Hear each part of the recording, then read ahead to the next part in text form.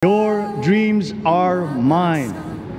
Pangarap nyo ay pangarap ko. How can we make them come true?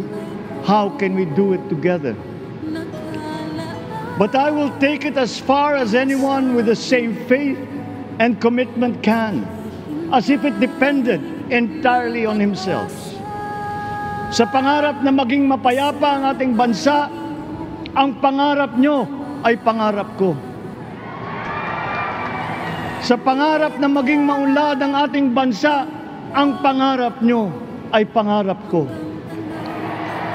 At sa pangarap na maging mas masinang ang kinabukasan natin at ng ating mga anak, ang pangarap nyo ay pangarap ko.